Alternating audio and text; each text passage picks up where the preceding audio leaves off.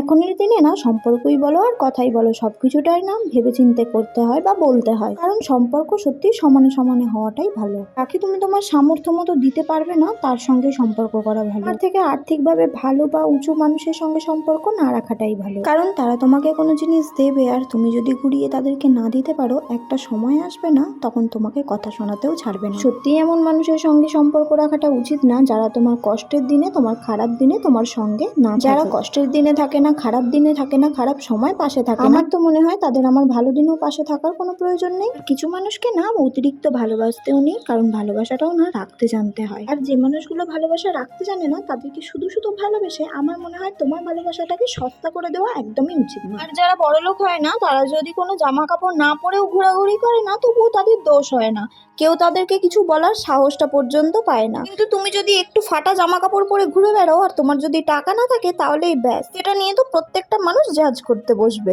সব কাজকর্ম তো সারা হয়ে গেছে, এখন একটু তোমাদের সঙ্গে এটাই শেয়ার করছিলাম যে তোমাদের দাদাভাই রবিবারের বাজারটা করে নিয়ে চলে এসেছে, কারণ আজকে একটু সিনেমা দেখতে নিয়ে যাবে বলেছে, তার জন্য। সিনেমা তো যাবো হচ্ছে সন্ধ্যেবেলা, সেই জন্যই আর কি সন্ধ্যেবেলার বাজারটা আগে আগেই করে নিয়ে চলে এসেছে। রান্নাও তো কমপ্লিট হয়ে গেছে, আর আজ তো বেশি কিছু করিনি যেহেতু সানডে, আর সানডে মানেই তো বাঙালির বাড়িতে জানোই যে মাংস হবেই, তো আমিও মাংসের ঝোল ভাত করেছিলাম। তবে ওই যে ফৌজির বউদের বেশি কিছু আশা করতে নেই, সেই কারণেই আর কি সিনেমা দেখতে তো আর যাওয়া হলো না, কারণ হঠাৎ করেই ডিউটি চলে এসেছে তোমাদের দাদাভাই। কি আর করব, ফৌজির বউ হিসেবে এটাকে মেনে নেওয়া তো আমারও দায়িত্ব, কর্তব্য সবটাই পড়ে, তাই সেটাকেই মেনে নিলাম আর কি।